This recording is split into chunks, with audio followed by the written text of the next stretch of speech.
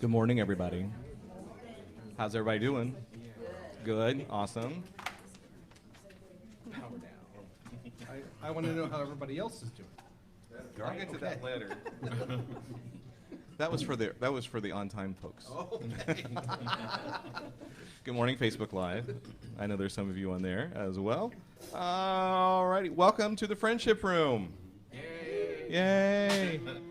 This room was home of Unity of Indianapolis in 1950, like 1950. 50s through mid 60s. Yeah, through until the big sanctuary was built in the 60s. So a little bit of history. We're gathering together in an historic place. All right, and Spirit is here as well as it is everywhere else. Here we go. 2, 3, 4.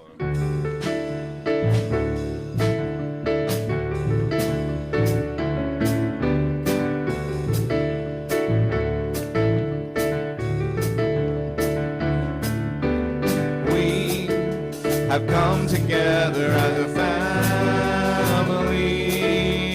We have come here as we are. We have come fast and open. There we are. We have gathered here in love.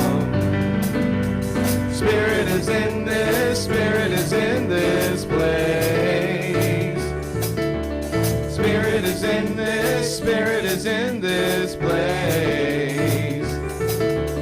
Spirit is in this, Spirit is in this place. Raise the roof with shouts of praise. Spirit's in this place. We sing in celebration. We sing with words of prayer. Affirm all life as sacred. We declare that peace is here. Yeah, Spirit is in this, Spirit is in this place. Spirit is in this, Spirit is in this place. Spirit is in this, Spirit is in this place. Shouts of praise, Spirit's in this place. Spirit is in this, Spirit is in this place. Spirit is in this, Spirit is in this place. Spirit is in this, Spirit is in this place. Raise the roof with shouts of praise, Spirit's in this place.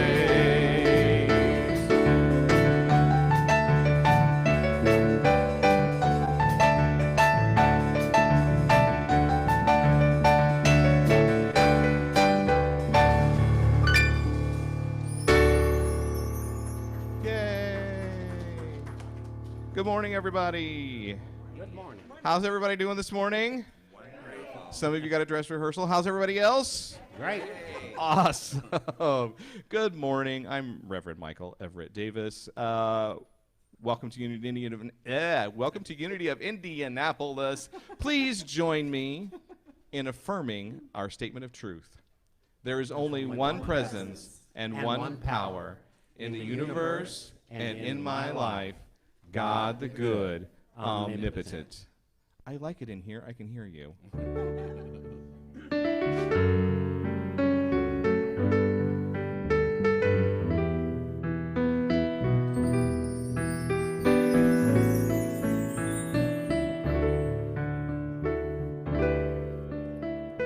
Surely the presence of love is in this place. I can feel God's mighty power and the grace. I can hear the brush of angel wings. I see glory on each face. Surely the presence of love is in this place. Surely the presence of love is in this place and in all places and in all people. Knowing and accepting this, we bless all people, no matter their race, color, creed, abilities, gender identification, or expression of love. Knowing that there are many paths to God, many names for God, many faces of God, but only one God. And this God is expressing through all creation in many, many ways. We come together today to experience and express the Christ Spirit that dwells within each of us. And now we are ready for today's daily word, which I will do from right here. You guys can sit down. Just don't trip. Okay. Oh, I'll come up here. All right. Today's daily word is world peace. Peace shared between people spreads throughout the world. I contribute to world peace when I join in spirit with all people who dedicate themselves to expressing divine love, united in the belief that God is within everyone. I affirm the divinity of humankind and honor each person as a unique expression of God. I recognize and release any unkind thoughts or feelings toward any person or group of people. I respect all others and seek to learn more about customs and beliefs that are unfamiliar to me as I grow in spirit and in kinship. I believe a warm, friendly attitude communicates my intentions as effectively as my words. I smile easily and extend myself to others in a spirit of friendship. I remain mindful that as peace flowers between individuals, peace grows in the world. And from Micah 4:3, nation shall not lift up sword against nation, neither shall they learn war anymore. And that was today's daily word. And now for our affirmation of faith, the monthly one. It's over here instead of over my head. It's right there. Let's read this together. My imagination brings possibilities to life. Let's do that again. Okay. My imagination brings possibilities to life. What brings possibilities to my life? My imagination. All right. Yes. All right. Now let us prepare for our opening meditation and prayer with Michael Wright.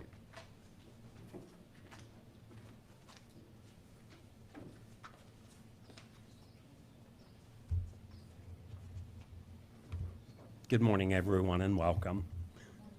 We're taking a nostalgic step back today. This is where we started all those years ago. I think perhaps it was 1955. And in 1960, the sanctuary was built. And the building served us well. Now we have to serve the building. We'll be talking about that later. But let us just come together in this space and time with the awareness that we are a blessed community, that we are present to the inertia that brought us to this moment and moves us through this moment with the thoughts of love and peace and joy. So as you relax into your seat, be aware that you are divine expression of the Christ Spirit in this very moment, and that you are especially placed here with your many gifts to share and to bring together a beautiful transformation of spirit in these challenging times where there seems to be a lot of misinterpretation, misunderstanding, even chaos around the world. we step into this space, into this moment, and into this knowing that we are a constant, eternal expression of the love and peace of Mother, Father, God. So allow your breath to relax your body. Feel that light of love from Creator Spirit permeating your crown chakra. Feel your feet planted on the ground and understand and experience that energy of Mother Earth nurturing you.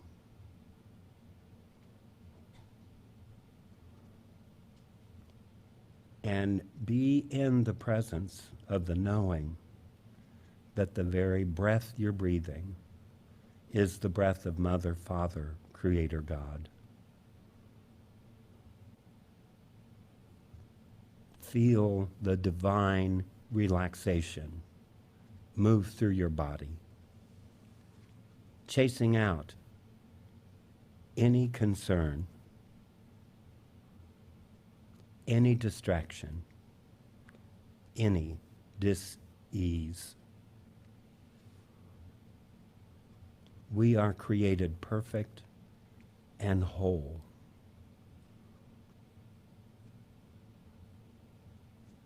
And we come together in this space and time to remember that.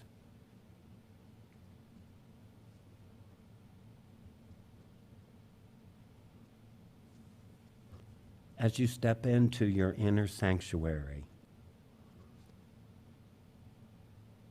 be aware of who you are,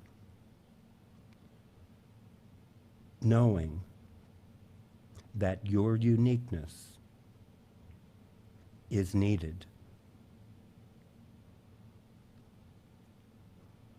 And feel your energy expand now to others in the room.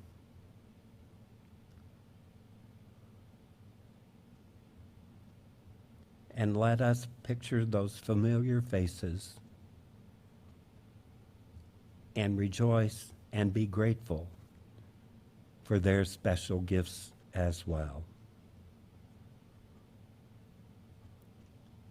This is the community where healing occurs,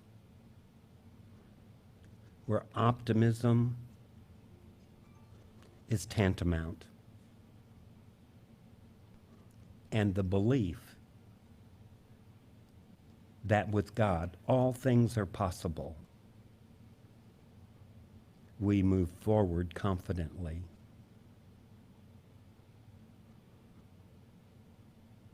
That Christ presence that you are is a gift. So feel this energy expand throughout the room as our souls connect and we become one.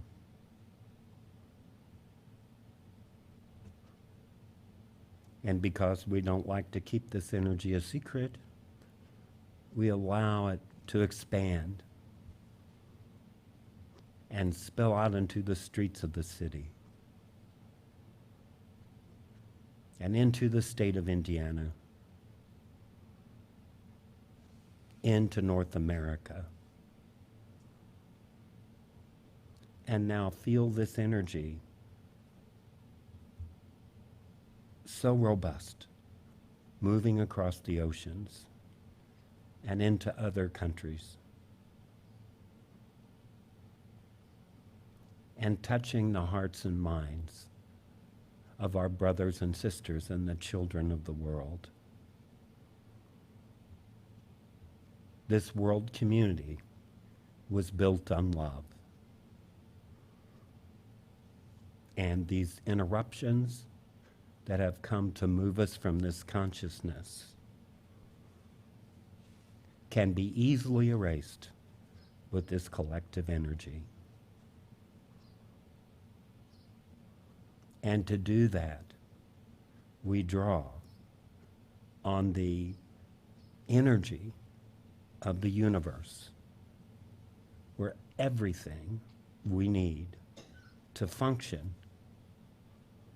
and to make a difference is at our disposal.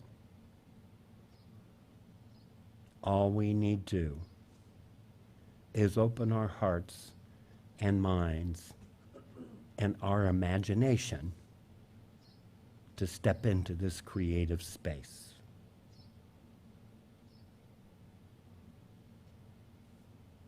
And as we travel through this imagined journey through the universe, and we approach that divine light, as we come close, it embraces us, enfolds us, empowers us. And we know we are in the presence of Mother, Father, Creator God.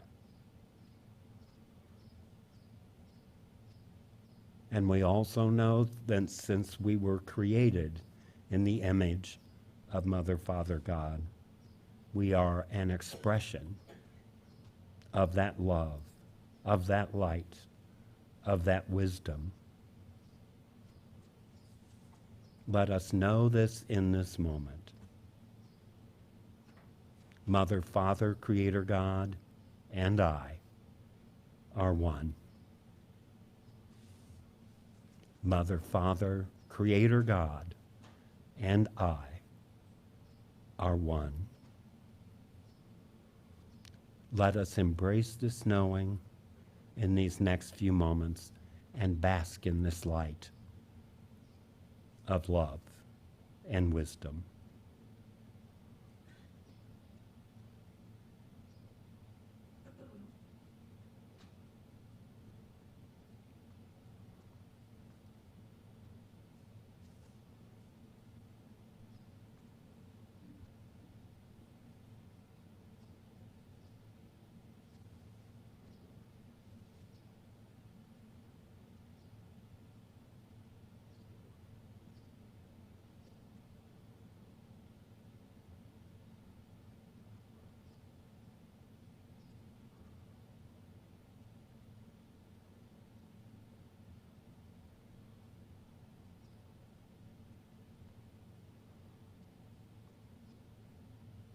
Yes, sweet Spirit, we are grateful for this journey of pure imagination that opens wide the doors of creativity.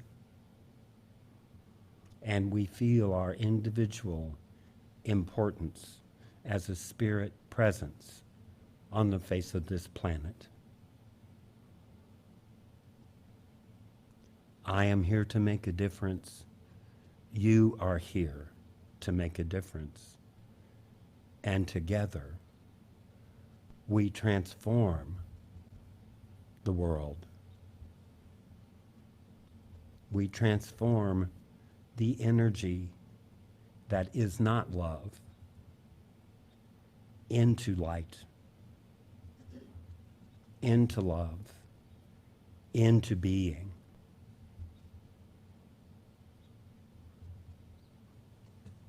So as you become present again to this room, its history, know that for us, this knowing started here as receptive spirits that have eternal life, eternal existence, and can make that difference. And so, sweet Spirit, we say thank you.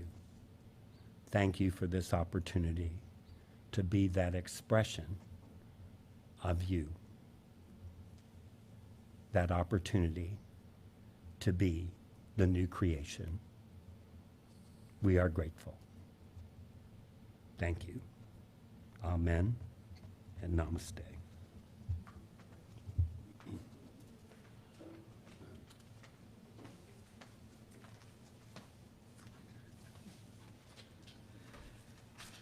promise you're up.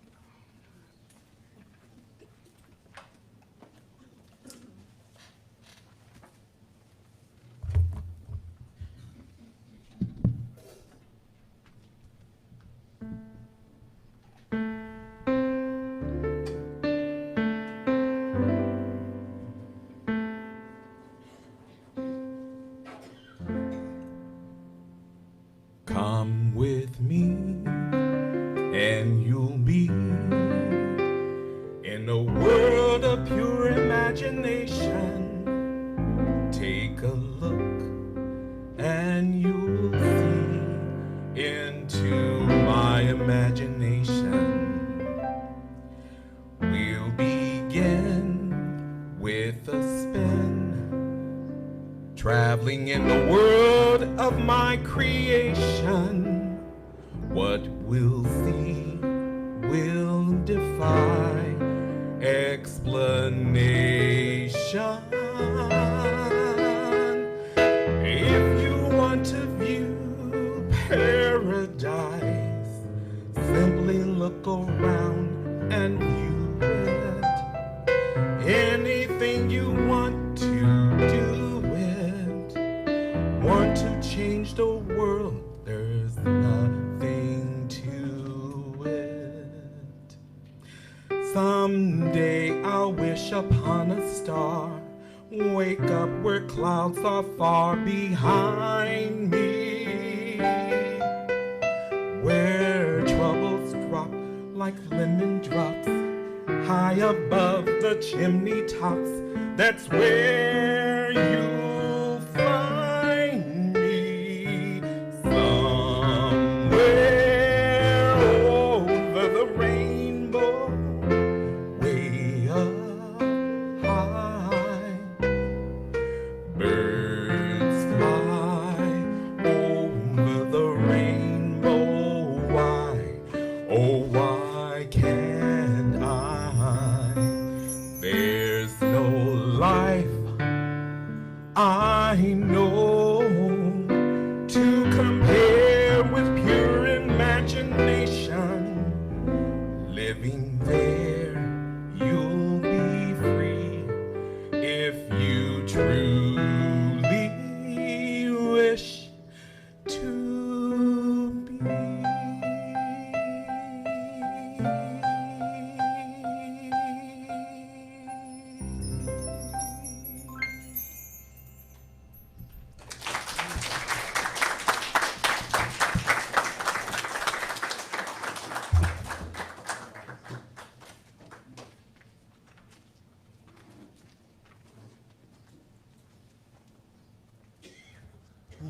Goodness, I have to follow that. Thank you, Thomas. That was beautiful. Good morning, everybody. Good morning. It's a pleasure to be here, and I love the fact that we're acknowledging the history in this room, and just knowing this is part of the legacy of Unity. So this month, our focus in general is on the power of imagination. And Louise gave an incredibly stirring and motivating talk last week about our imagination being the power for us to be able to make things happen. She talked about us not only being able to imagine those good things, those better things for us and for our world, but being able to actually picture ourselves being worthy of them. Not just that we can understand the possibility, but we get that we deserve it. We are worthy of it. We are ready for it. Because if we can't see that, it's really hard for us to get there. She gave us that beautiful Paul Levy quote about the iridescent wings of creative imagination, and asked us to start by asking ourselves, what? What is it that we want? What is it that we see? Or what if I actually can do this thing? And finally, she also reminded us that our ego will want to hold us back, that sort of sense of chemicalization, right? Where you take a step forward and something wants to pull you back, and it's generally your ego. The ego saying, how dare you change, right? We remember her saying that. And the response, if you remember, is, how dare I not? How dare I not? So I loved that talk. And looking ahead to my talk this week, I'm like, she's already covered so much of anything I wanted to say. But I don't know about your ego. I can speak of mine. I experience my ego. I know how it speaks to me. And if your ego is anything like mine, I sometimes need tools to help me deal with it. So today, I'm going to go over a lot of different things, some lovely reminiscing things, maybe some things that we'll learn, but ultimately I also want to get us to a tool that hopefully we can all use when that ego will just not stop talking in your head. So, as many of you know from past talks, I have a lot of people that I have looked to throughout my life for creative inspiration, people that I find to just be these beautiful examples of how we can apply our imagination and create. And I've talked about them in past talks. J.K. Rowling. We have artists like Leonardo da Vinci, right? Just such a mind and skill set. Author J.R.R. Tolkien, one of my favorites. And of course, Walt Disney, who I'm going to focus a little bit more heavily on today. By the way, in case you weren't aware, J.R.R. Tolkien really did not like Walt Disney. He really did not. He wanted to make sure Walt Disney never got his hands on the intellectual property of The Lord of the Rings. Now, it could be because in 1937, Tolkien published The Hobbit, which featured a band of dwarves that were reimagined from these myths of old. And in 1937, the same year, Disney released Snow White and the Seven Dwarfs, who were also a reimagining of these dwarfs of ancient legend. So that may have had something to do with it, but in any case, Tolkien was deemed to find Disney very commercial and a little crass, and he did not care for him. On the other hand, Tolkien did very much believe that writing, creative expression in general, is a divine gift, a spiritual gift.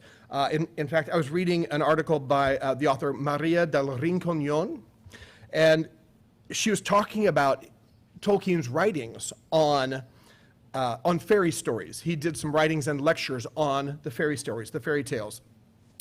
And he expressed in those writings and lectures the idea that we create because, as Michael mentioned in that beautiful meditation, and thank you for that, it also touched on so many things. But as Michael mentioned, we create because we are made in the image of a creator God, right? Mother, Father, God, that creative energy, we are the likeness of that energy. So there's a natural inclination for us to want to create, to bring things to be. And although Tolkien viewed our human worldly creations as a sub-creation, because we're not starting from a void and creating matter, right? We're starting with matter and things that exist around us, and we're just kind of reshaping and shifting that. We're rearranging the things that already are. But he found it no less spiritually evolved for us to create. And unlike C.S. Lewis, who we are familiar with from the Narnia books, right? C.S. Lewis used characters in a very symbolic way. So Aslan the lion very much was intended to be a Christ figure. Tolkien didn't do that in his books. Gandalf was not intended to be a Christ figure, even though he sort of died and came back. There were just themes, these themes of dark and light, and the themes of the big stories, the energetic battles that go on in our lives. Those were the things that were important to him. And going back to those fairy stories, we see that, right, in children's stories, which is what Disney so much delved into and still does. The fairy tales of old. Who is really familiar with the old, like the original versions of Grimm's fairy tales? I'm just curious. Because if you've not looked at the original, they're much darker. Much, much darker. For example, and this one's a little better known because it made it into the show Into the Woods from Stephen Sondheim, another of my creative idols, by the way. But in the story of Cinderella, we're all familiar with the stepsisters trying on the slipper and it doesn't fit. Well, in the original, they actually cut off toes and parts of their foot to try to make it fit. I know. Nikki's jaw just dropped, right? I know. And, you know, thankfully the prince could realize, oh, you have a bloody bandaged foot trying to go into a shoe. You're not the right girl. Right. The stories were much darker. They dealt more heavily with, like, injury, death, loss, even things like Hans Christian Andersen's Little Mermaid. We know the Disney version where Ariel ends up human and happy. That's not the ending. Ariel essentially dies and turns back into sea foam. She's lost in the end, right?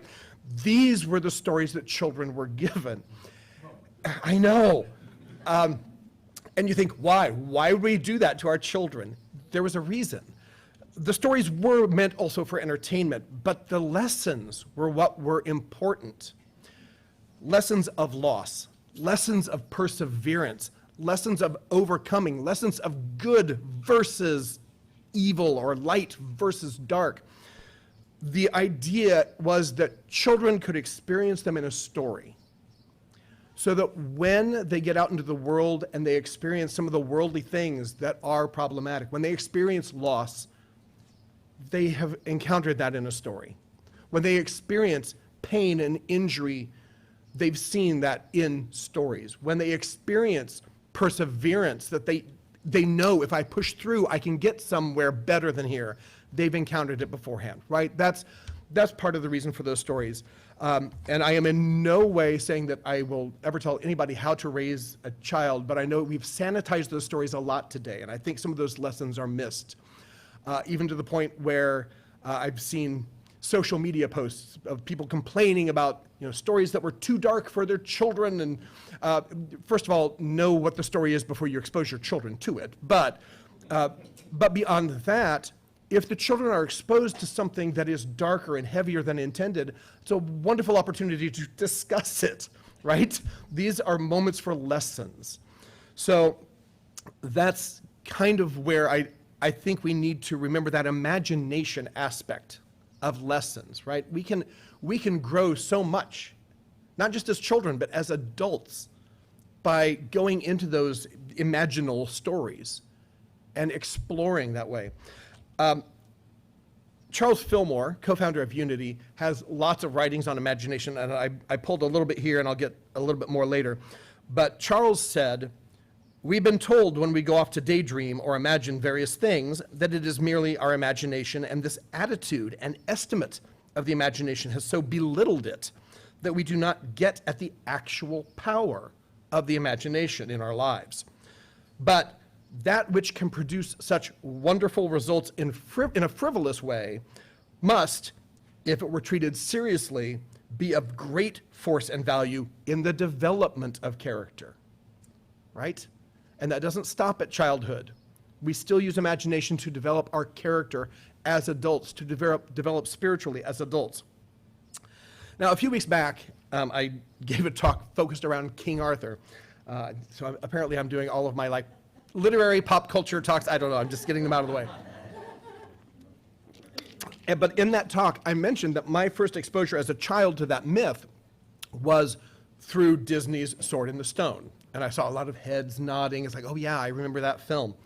So I wanted to touch on Disney a bit because I believe, in this country at least, everybody has something that is a touchstone to Disney. You've seen a film, you've heard a song, you used to watch The Wonderful World of Disney on Sunday evenings with your family, whatever it might be, or you've been to one of the theme parks. Everybody at least has something that they recognize within that. So I want to talk a little bit about Disney's early life. This is your little history part, about some of the ups and downs of his life, just to give us some context. So Walter Elias Disney was born in 1901. He was born in Chicago, but a few years later, his family moved to a farm in Missouri. And that farm, by all accounts, was a place where Walt experienced just this idyllic childhood, wonderful experiences on the farm, and began to understand his love of drawing. Now, a few years later, his father became too ill to maintain the farm, and they had to sell it, and they moved to Kansas City, Missouri. And there, by contrast, Walt would be getting up at 3:30 in the morning to go out and deliver newspapers to help support the family. A few years after that, family moved back to Chicago. And so Walt then became the illustrator for his high school's newspaper and was taking these evening classes at the Chicago Art Institute. And by 1918, he was still underage at that point. He lied about his age so that he could go serve overseas in the ambulance corps. We were finishing up World War I, and he actually served right after World War I overseas in France following the war. Until about a year later, he came back to the US, and shortly after that, he met an artist, illustrator named Ub Iwerks. Great name, Ub Iwerks, right? They formed a company together. A month later, it folded. So they both took jobs as animators with a different, larger company. But Walt still then created a side company. So he's got this like venture somewhere. The name of it was Laugh Roar Grams. It's a weird name, but that was the name of it. And they produced like advertising and short animations. Now, a little bit after that, within a couple of years, he actually got backers for the Laugh Roar Grams company, and he was able to incorporate that company. It was about $15,000 in 1922. That's a lot of money for that era. And so these investors put that money in. By 1923, it went bankrupt. Right? It's like all these starts and stops. So 23, it goes bankrupt. And of course, what do you do when you lose a company? You go to Hollywood and become a director, which is what he did. He went out and he formed a company with his brother Roy, and they created what eventually became the Walt Disney Studios. And then, of course, 1928, we know Mickey Mouse, Steamboat Willie, they got in the black and white talkies with that animation, and it was a huge hit. And in fact, of course, 1928, great year for him. What happened in 1929? Stock market crash. Right, so now we're into the Depression. But despite that, by 1931, there were over 1 million members of the Mickey Mouse Club. Or maybe because of the Depression, right? People needing that outreach. Then within 6 more years, I already mentioned it, in 1937, Snow White comes out. First animated feature film. And they had created this new technology for it. If you're a Disney-phile, which I am, you may know they had a multi-plane camera. That studio developed a new technology of a camera that could film different layers of animation cells at once, so you get this illusion of depth and background and movement, and it was brilliant, right? It was a brilliant innovation. Huge commercial success, 1937. Guess when his next commercial success, big commercial success was? 1950. It took that long. You know, he had Pinocchio come out. Good film, not a success. Dumbo, no. Bambi, no. Cinderella, 1950. That was the next commercial success. But he never stopped. Never stopped. And then by 1955, Disneyland opens. And from there have been ups and downs, but that's sort of the trajectory, all these highs and lows and peaks and valleys. And that's not even going into all of the family losses and things that happened during that time too. Disneyland, he had a vision for it. That vision came when he was at an amusement park with his children. And he thought, I'm sitting here on a park bench watching them have fun. That doesn't seem right. There should be a place where the parents and the kids can go have fun together, doing the same things. I can make that place happen. That was his goal. That was his vision. He could see that place. And I loved that he started not just imagining that, he pulled language in that was very specific to help that happen. If you're familiar with the theme parks, first of all, they are theme parks. They are not amusement parks. They are theme parks, but he didn't want rides. Disneyland, Disney World, they don't have any rides. They have attractions. What do attractions do? They attract, right? That's what he was creating. He could see just changing that. Look, you want to ride something? Okay, I'll get people to ride something. Great. No, I want to attract people. I want people attracted to this. And it goes far beyond that. Their employees at the parks or in their stores are cast members. They're on stage. They're in a show. No matter what their role is, they are cast members, right? Their engineers who put all that together are Imagineers. It goes beyond the worldly scientific. It has to have imagination. So that change of language, right? It seeps into our subconscious as well. It changes the way we think about it. And we have the ability to do that. We can look at our lives. We can rename what we see. We need to, right? We know so many things about, you hear garbage in, garbage out, right? You think the negative thoughts, you're going to get the negative stuff. Change your language, change your thoughts, change that subconscious vibe. That subconscious takes so much control in our lives, and we have to consciously, continually update and upkeep that to make sure that we're still going the direction we need and want to go. So we can see that he did some wise application of things here. But sometimes, again, like you said, my ego will get in my way, right? And I'm sure his did too. But he had some other tools that he used. For one, he approached everything with enthusiasm. Big enthusiasm. And that was whether or not the project or idea was his or somebody else's. He approached it with zeal, another one of our powers, right? So that sense of approaching it, I'm bringing in my positive energy along with the imagination there. And even when he had reservations about somebody else's idea, he was able to do that. And here's the tool that I wanted to get to, because I've read a lot of books on Disney. I've attended the seminars on, hey, this is the Disney way that he did business and all the Disney thing. Like, I've done all that over the years. Great stuff, great stuff. But one of the biggest takeaways is this tool. And that is the power of yes, if. Yes, if. For those of you that have heard me speak before, I'm also an improviser, and you've heard me talk about yes and. It's an improv concept of I'm not going to argue about your reality. I'm going to accept your reality and let me build on it. It's a switch on that, but it's the same concept. You start with yes. So that idea was talked about in an article I was reading from Theme Park Insider. Right, this is great spiritual resource of Theme Park Insider. But that's I was reading an article, and it dealt with a lot of Walt's early idea people and those early innovators who at this point were well into retirement, but they were sharing their memories. So it included the designer Bob Rogers, sculptor Blaine Gibson, engineer Bob Gurr, consultant Harrison Buzz Price, composer Richard Sherman, I'm sure you're all familiar with some of the Sherman Brothers songs, and Imagineer Marty Sklar.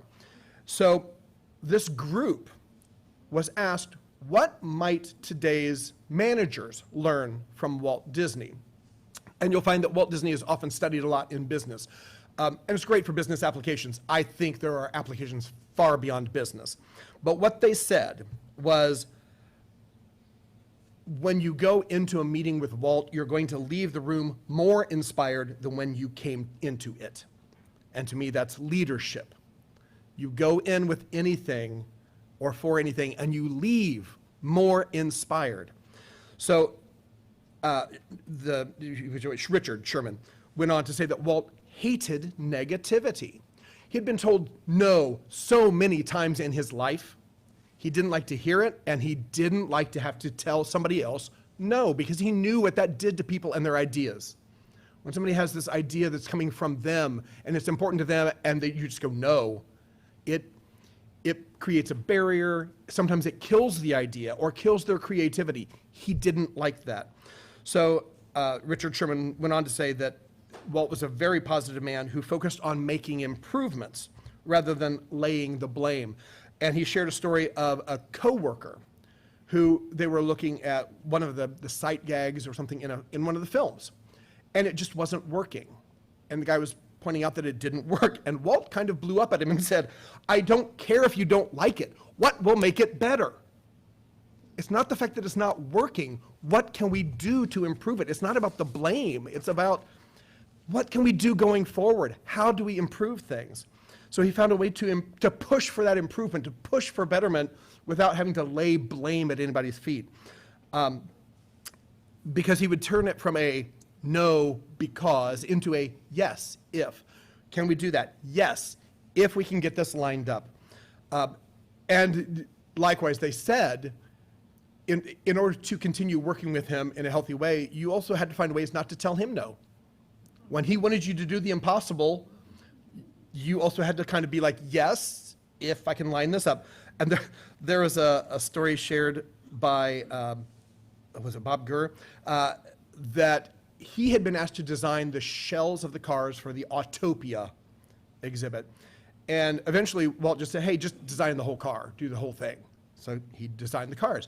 And when they opened in Disneyland, they had 40 cars running. And by the end of the week, they had 2 cars running. And so Walt is like, well, we have a problem. What do we need to do to fix it? And Bob said, well, if we had a couple of mechanics here throughout the day to help repair cars when there were issues, that would take care of the problem. Within hours, workers showed up and started building the garage. Within hours, right? So rather than saying, why didn't you get that design right in the first place? It was, how do we fix it? Can we fix it? Yes, we can fix it if we can get workers. Can we get workers? Yes, if we build a garage, and we can do that right now, right? That's that forward thinking. That is that positive zeal and energy that we're looking to cultivate in all of our lives and in the world. Enthusiasm and imagination together. They pay off so much. I mean, you look at where Disney started and then where he ended up at the end of his life. Now, where the company has gone since then, there are highs and lows, and I won't get into all that. But his life is a remarkable life. Not without fault, not without error, like any human life, but a remarkable life. So I want to reach back to Louise's talk from last week. So think of your life, think of your community, think of your world, and start with what? What can I envision? Or what if I could do this? What can I envision for my life, my family, my community, my city, my world? And what will happen if I can do and have and be all of that? I deserve everything that I can envision. So I can see that, right? Our affirmation this month, my imagination brings possibilities to life. And it does. And I feel like we forget that. We forget the power of our imagination. If we can see it better, we can make it better, no matter what it is, whether it's something really small or something really big. But you have to be able to see it better and get out of your own way. Get to that ego voice, get to that little chatter monkey mind. And when it says, no, you can't because of this, you say, yes, I can if this, right? It's a simple way to reason with it. Yeah, as long as I have this lined up, I can do that. So let's look at this in practical terms. Like we understand, I think, conceptually what I'm talking about. Let's say we want to set, and we'll just do this for our community. We want to set a huge goal, giant goal, like something theoretically realistic, but it's too huge, right? So I'm not talking about, we want a unity on the moon. That's a little outside of even like, unless you're a billionaire, probably not happening. But something along the lines of, hey, there's a vacant building to the north. We want to purchase that. And in fact, maybe purchase up other buildings around us and create like this campus that might eventually grow to rival Kansas City, right? That's a vision. It seems huge. I gave that one. Something else. What is something else that you could envision for us? Solar panels. So, great. So solar panels in a rooftop garden. Great. So can we do that? Yes. If what? What would we have to line up to make that happen? An architect. Yes, if we can line up an architect, we need more than that. Yes, if we get a capital campaign going for it, that's two things. Anything else that we need? I see the money. That's the capital campaign. That is the money part. Yep. Okay, so if we get the architect and we get the capital campaign, we can do that. Great. We know what we need. So can we line up an architect? Yes, if what? If somebody calls them. Great. Can somebody call an architect? Right, and can we create a capital campaign for it? Yes, if what? If we're willing to put the time in. If we are willing, so if we get a dedicated group of volunteers to put the time behind it, can we get a dedicated group of volunteers? Yes. If what? Somebody heads it up? So you see each thing, they're simple steps. That's a big ask, right? I love it. I love that concept. It's a big ask. Can we do it? Yeah. We just have to break it down into those steps and be willing to look at each one and say, yeah, we can make that happen if we get this, until we get down to that final thing. Like, we had the architect, like, can we call it architect? Yeah. Okay, let's call it architect, right? That's how this works. That's how you yes if those things, not just within the community, but in your life. When Louise was talking about making a big change in her life, and I know that voice that rears its ugly head and says, you can't do that. You're like, yes, I can. If I can line this up, I can do that. So that tool, that yes, if, it applies for anything creative, and that includes your entire life. Your entire life is a creative, imaginative effort, right? So that applies throughout. So I want to go back, I want to close out today with, I want to touch back with Charles Fillmore, and I want to go back to that quote that Louise gave us from Paul Levy. Now I will say, I'll talk through Charles Fillmore first and then that quote. For some people, that Levy quote was a little bit heady, wordy. It uses big words. It's like, I loved it. I love the words. I love the imaginative visuals that I get with it.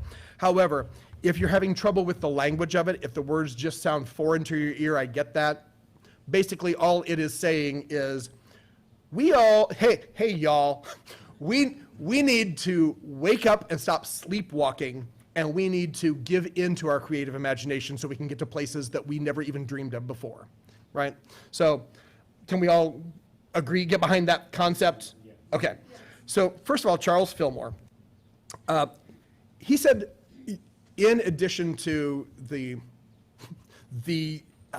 intentional imagination, he said, watch your dreams. See what the effect is on your mind and body. You'll find that this is a great avenue in which God talks to man. You might give me instances in the Bible of this power of God's communion with man in his dreams and in his imagination. Sometimes we clothe these with our own conceptions. That is why we are holding forth supply and support.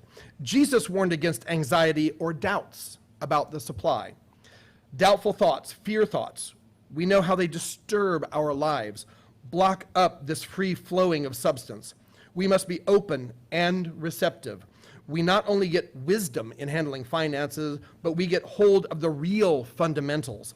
God is our banker, and he can do well if we use this faculty to mold in the give us this day our daily bread subconscious. We see how important it is to realize that this flow of the infinite is unfailing. The flow of the infinite is unfailing. So, When your ego says, no, you can't do that because of whatever reason, you can really simply say, yes, I can. Because if the flow of the infinite is unfailing, nothing can stop me. And I want to close with that Paul Levy quote from the Quantum Revolution. However, I have reworded it a little bit as an affirmation. So feel free to close your eyes for a moment, because these are the words for all of us. Irreversibly awakening out of our somnambulistic trance, we are going through an evolutionary metamorphosis in which we are unfurling our iridescent wings of creative imagination as we fly into the open-ended space of previously undreamt possibilities, releasing ourselves into the luminous, imaginal sky of freedom. And so it is. Amen.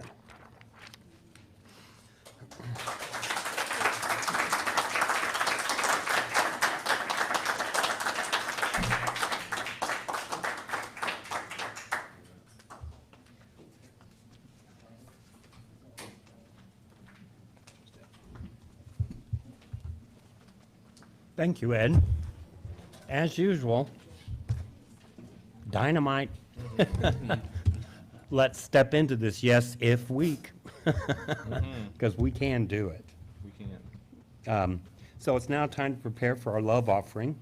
I invite you to go to our website, unityofindy.org, and donate online or mail a check to Unity of Indianapolis at 907 North Delaware, 46202. And as we prepare for our offering, I'd like to acknowledge any first-timers. But I see all the faces I love here today. If you're joining us for the first time online, we welcome you. Type in your name and let us know that you're here. We value your presence. So now please take your offering in your hand or visualize your gift. I invite you to hold your offering in heart-centered intention as we affirm over our offering, divine love, working through me, blesses and multiplies all that I am, all that I give, all that I receive. I am grateful. And just a quick announcement, an update on our HVAC systems. We have, the estimates are in. We have 4. And so the board is having a yes if meeting this, this afternoon and how to move forward with this. And we should be updating you next week. And hopefully it'll be in a cooler environment. I'll just say that much.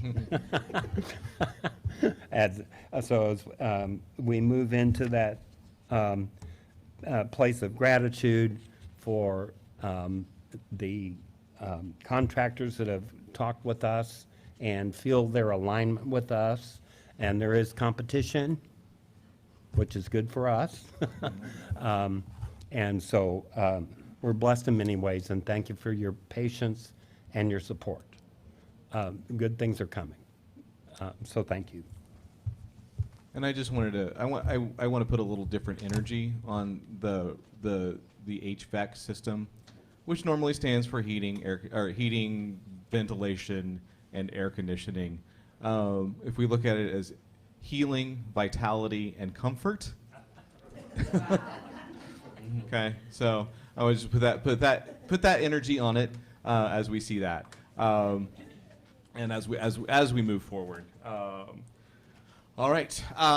So unless, yeah, we may be in this room again next week. So also, there's an opportunity for volunteerism today. Immediately following the service, I would ask if everybody were to fold up their chair and take it and put it in the coat check room. Okay, and then if I can get some other people, the tables that are normally here in this room are in the fountain room. If we could bring those back in to get those set up for Recovery Cafe this week. They were gracious and took the tables down and put them in there for us. So if we could bring them and put them back out for them as well, that'd be great. So that's really what I need is everybody take your chair, put it in the coat check, and then any extras that you want to take in there with you would be even better. And Michael, So, do we yes. need to leave 4 per table?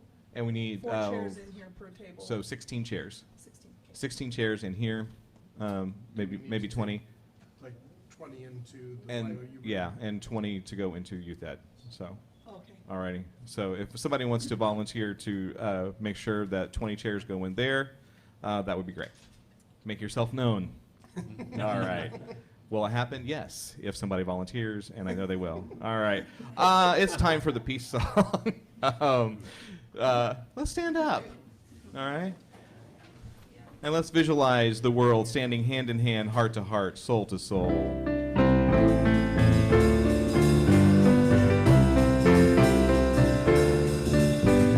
Let there be peace on earth, and let it begin with me. Let there be peace on earth, the peace that was meant to be. With God as creator, family all are we. Let us walk with each other in perfect harmony. Let peace begin with me. Let this be the moment now. With every step I take, let this be my joyous vow. To take each moment and live each moment in peace eternally. Let there be peace on earth, and let it begin with me. And let us pray together the prayer for protection. The light of God surrounds us. The love of God enfolds us. The power of God protects us. And the presence of God watches over us. Wherever we are, God is, and all is well.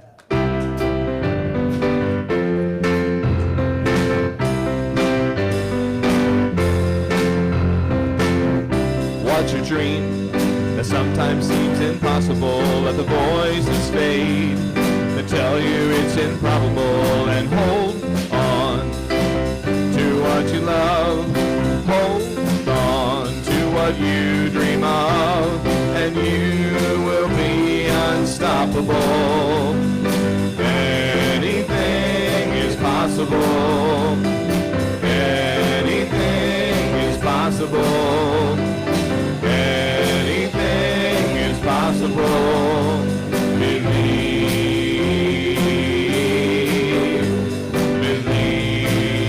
Believe. What's a dream that sometimes seems illogical when you try and fail? Your dream can feel intangible, and chin up. Try again. Stand up and carry on, and your dream will become visible. Anything is possible. Anything is possible. Anything is possible. Believe. Believe. Hey, hey. I believe. Hey, hey. I believe. Hey, hey. I believe that I am unstoppable. Why? Because anything is possible. Anything is possible.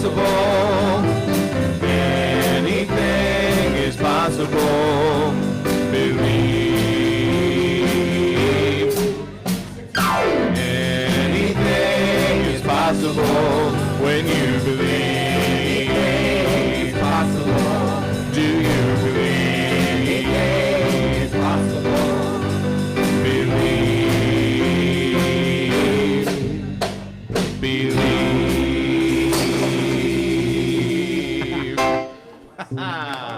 Good job, Seal. Yeah. Alrighty. Thanks, everybody. Praise team. I decided we're gonna put all of this stuff in the bookstore. Okay. So it's simpler to get to.